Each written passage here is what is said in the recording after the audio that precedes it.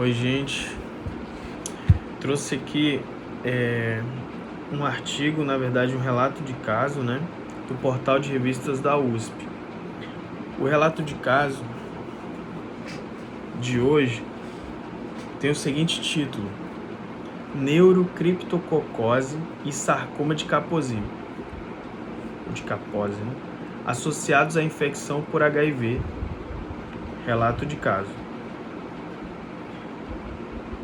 Tá? Milena Cristine Crow do Nascimento, Eric Juliano e Elise Souza dos Santos.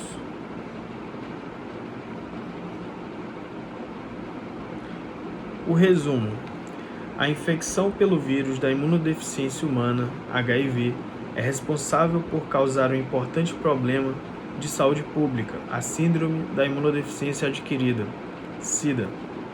Dentro das doenças definidoras da SIDA estão a infecção fúngica extrapulmonar pelo Cryptococcus spp e a neoplasia conhecida como sarcoma de Kaposi.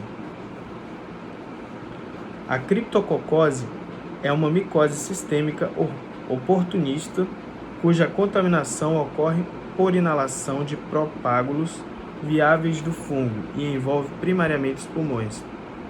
Além disso, o fungo possui tropismo pelo sistema nervoso central, podendo ocasionar a meningite criptocócica. Em relação ao sarcoma de Kaposi, a doença é uma neoplasia causada pelo herpes vírus humano e é um tumor vascular frequentemente associado a pacientes portadores de HIV. O presente trabalho tem por objetivo relatar um caso clínico de um paciente masculino, jovem, com diagnóstico recente de infecção pelo HIV e acometido também pela neurocriptococose e afecção dermatológica compatível com sarcoma de Kaposi. Palavras-chave: criptococose, sarcoma de Kaposi, infecções oportunistas, relato de caso. Vamos lá para a introdução. A criptococose é uma micose sistêmica oportunista cuja contaminação ocorre por via aerógena, pela inalação de leveduras desidratadas e propágulos viáveis de Cryptococcus spp, principalmente neoformans. A doença envolve primariamente os pulmões e tem tropismo pelo sistema nervoso central, pele e outros órgãos. No meio ambiente, os propágulos de Cryptococcus spp são encontrados em excretas de aves e morcegos, matéria orgânica em decomposição no solo contaminado e em ocos de árvores presentes em locais de climas quentes. A criptococose tinha pouca importância clínica antes da década de 1900, na verdade eu acho que é 1805. E começou a apresentar maior relevância com o advento da descoberta do HIV.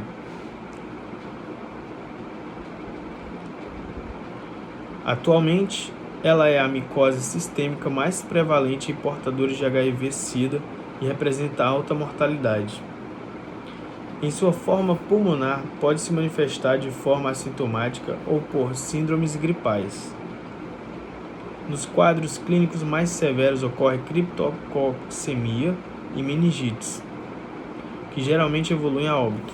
O diagnóstico laboratorial da criptococose é realizado por meio de cultura e aspirado traqueal, fragmentos de tecido e amostras de trato respiratório, rotina e cultura de líquor, e aspirados de lesões cutâneas. Como exames auxiliares, pode-se utilizar sorologias, análises histopatológicas e bioquímicas, técnicas moleculares e exames de imagem. O tratamento medicamentoso é iniciado assim que se confirma o diagnóstico, sendo dividido em 3 fases: a indução, consolidação e manutenção.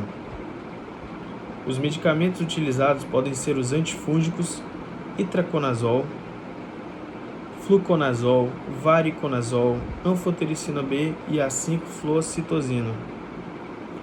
Sarcoma de Kaposi É outra doença frequentemente associada ao HIV que compromete a pele e a cavidade oral. Trata-se de uma neoplasia angioproliferativa indolente, multifocal, de etiologia viral, pelo herpes vírus humano 8, e de patogênese multifatorial, que possui 4 formas clínicas de apresentação: clássica, epidêmica, iatrogênica e endêmica. Sarcoma de Kaposi se manifesta por lesões dermatológicas nodulares elevadas, irregulares, hiperpigmentadas ou violáceas, geralmente nos membros inferiores, cabeça e pescoço. Essas lesões podem ser pontuais ou disseminadas e comprometer vísceras como pulmões, fígado, trato digestivo e linfonodos. Quando a infecção por HIV é mal controlada e progride em sua história natural, ela predispõe ao desenvolvimento de doenças e infecções oportunistas e neoplasias incomuns.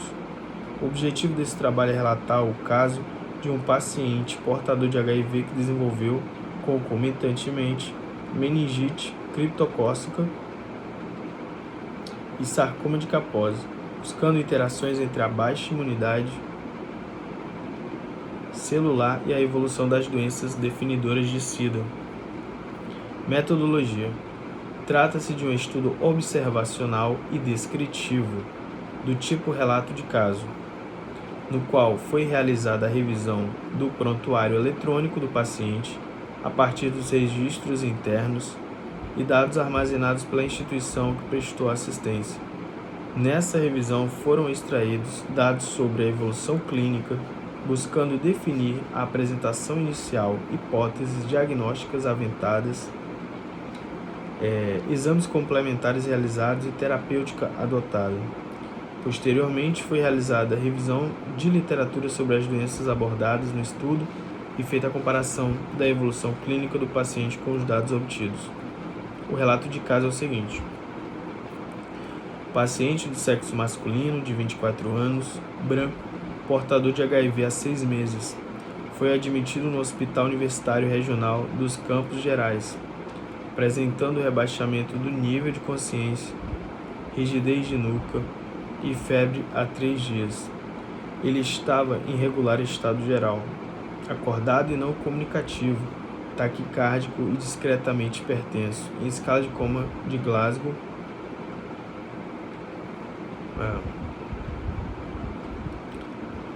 Ao exame dermatológico, apresentava lesões nodulares disseminadas pela face e tronco.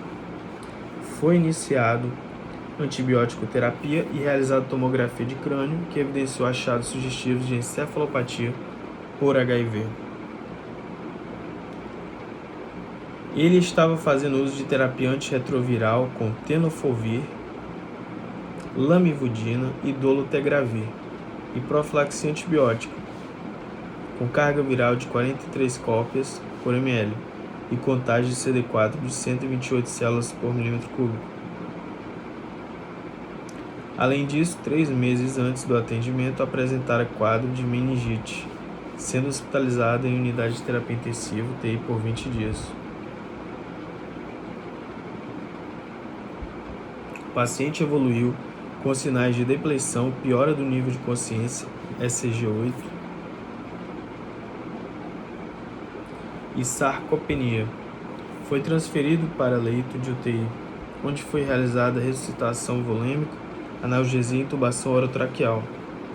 As lesões nodulares evoluíram para manchas purpúricas, eritematosas, conglomeradas, disseminadas pela face, e tronco com petecas esparsas em membros, compatíveis com sarcoma de Kaposi. Aí ele vai mostrar a figura 1.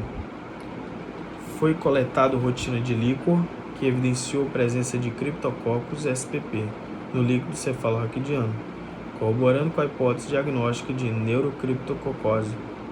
Posteriormente, a cultura de fungos no LCR também foi positiva para Cryptococcus neoformans. Foi realizada a ressonância magnética de crânio, que evidenciou sinais de hidrocefalia associada à meningoencefalite, com comprometimento vascular isquêmico, além de dilatação ventricular. O tratamento instituído foi de anfotericina B associada a fluconazol na fase de indução, que as figuras, lesões regulares nodulares de cor violácea disseminadas, compatíveis com sarcoma de Kaposi, regulares nodulares, cor violácea disseminada. Ressonância magnética evidenciando infarto isquêmico e meningoencefalite na região insular à direita.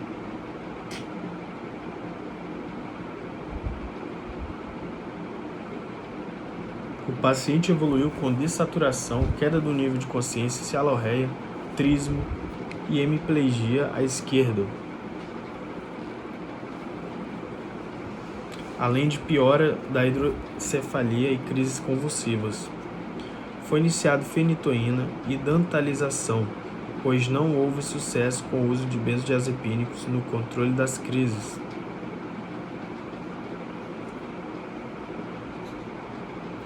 No estudo eletrofisiológico apresentou alentecimento,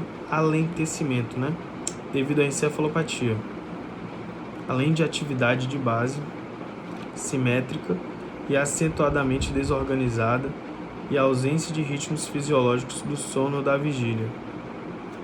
Foi instalada derivação ventricular externa, DVE, de urgência, pois nova tomografia de crânio revelou aumento de hidrocefalia e houve perda dos reflexos pupilares.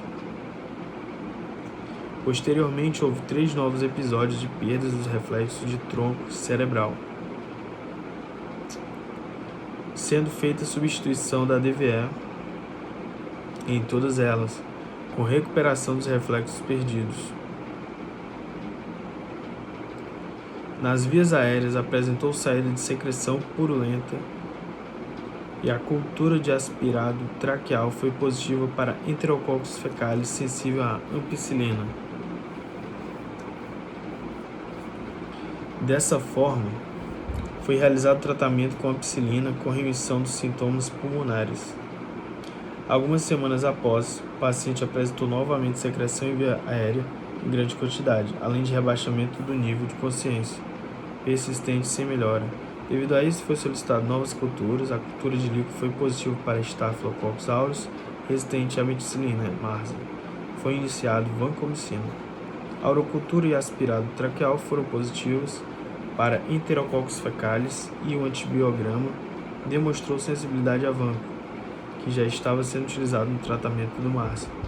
O paciente apresentou anemia, vômitos recorrentes, manteve o rebaixamento do nível de consciência, começou a apresentar picos hipertensivos e taquicardia, com posterior piora da função renal e anisocoria. O líquor se apresentou xantocrômico e turvo, houve evolução para choque séptico e iniciou-se o uso de amikacina e polimixina B, posteriormente trocado para meropenem e vancomicina. Na TC, evidenciou-se focos hemáticos frontais e bilaterais, com halo de edema,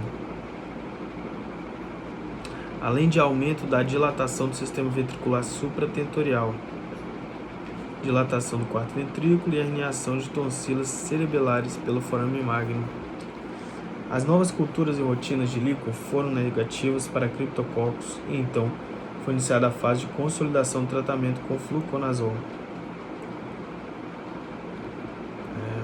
Apesar de todas as medidas e da negativação do líquor no 51º dia de internação, o paciente evoluiu alto devido ao choque séptico refratário.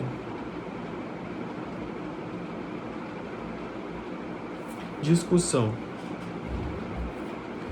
A criptococose é uma infecção causada pela inalação de basidiósporos do fungo Cryptococcus neoformans.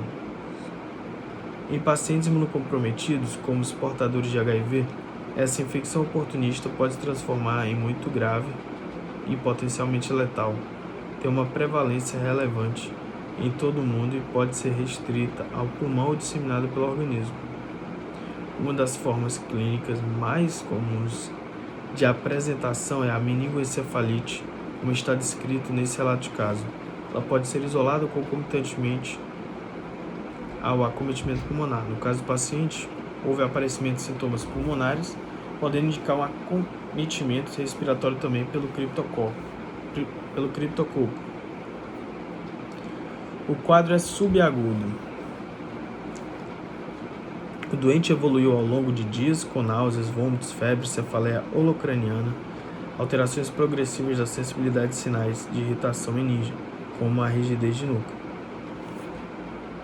No relato de caso, o paciente chegou ao atendimento apresentando febre e sinais de irritação meníngea, além de rebaixamento do nível de consciência, sinais compatíveis com a literatura.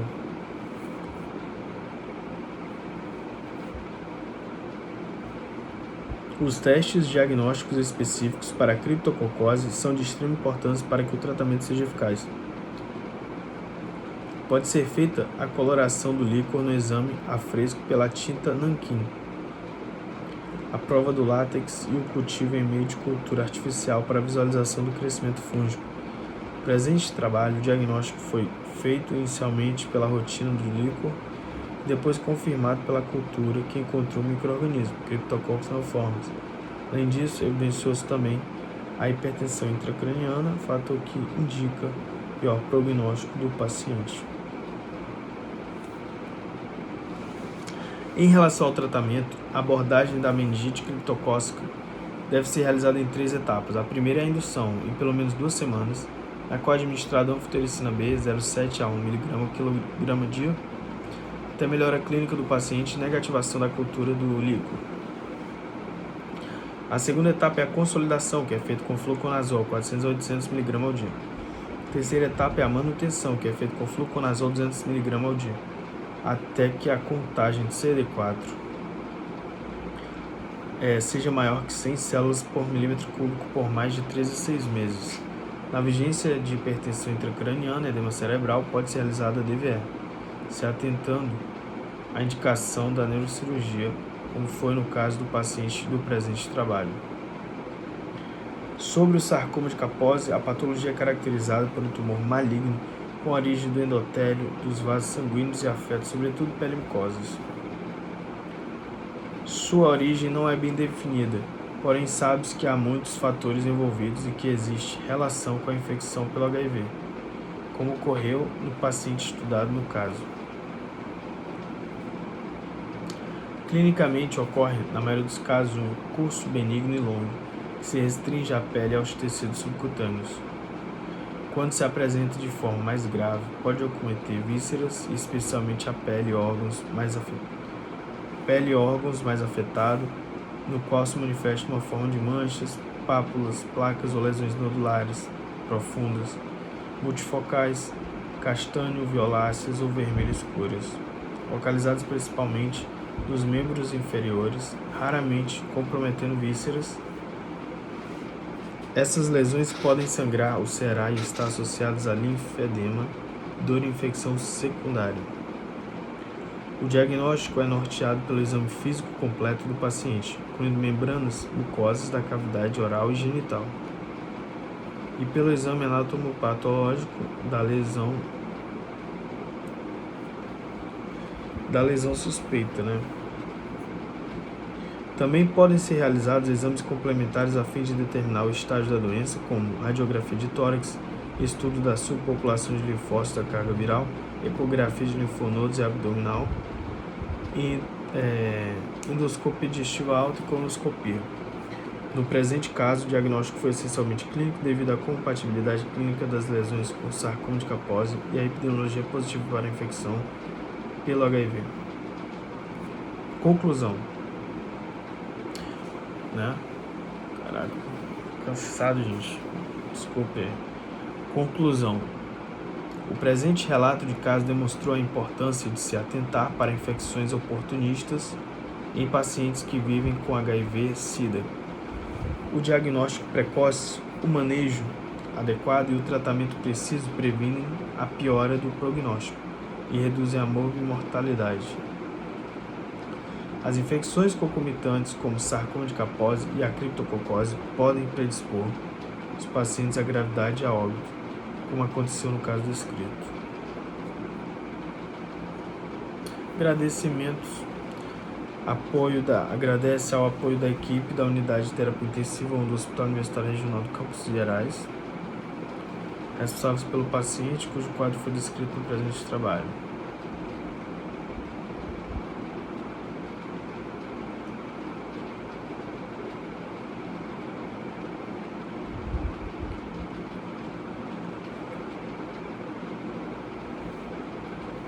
É isso, gente.